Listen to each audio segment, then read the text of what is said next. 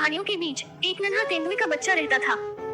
वह हर रोज मस्ती से खेलता, दौड़ता और प्रकृति का आनंद लेता था।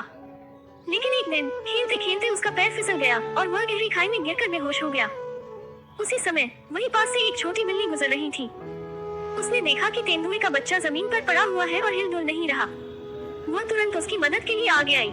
उसने उसे धीरे धीरे हिलाया, पुकारा, लेकिन तेंदुए का बच्चा होश में नहीं आया। बिल्ली समझ गई कि उसे सुरक्षित जगह पर ले जाना होगा।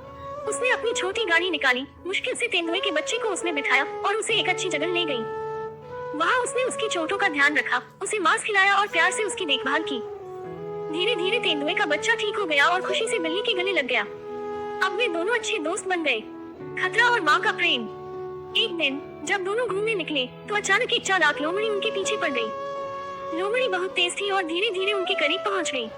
उसने दोनों को पकड़ने की कोशिश की, लेकिन तेंदुए का बच्चा और बिल्ली समझदारी से पहाड़ियों के बीच एक संकरे कोने में छिप गए। तभी जंगल में दूर से एक गूंजती हुई गर्जना सुनाई दी। ये तेंदुए की माँ थी। तेंदुए की माँ ने देखा कि लोमड़ी उसके बच्चे और उसकी दोस्त पर हमला करने की कोशिश कर रही है। गुस्से में आकर उसने लोमड़ी पर छलांग लगा दी। दोनों के बीच जोरदार लड़ाई हुई। लोमड़ी ने बचने की कोशिश की, लेकिन तेंदुए की माँ की ताकत के आगे हार गई। घायल होकर लोमड़ी वहाँ से डरकर भाग गई।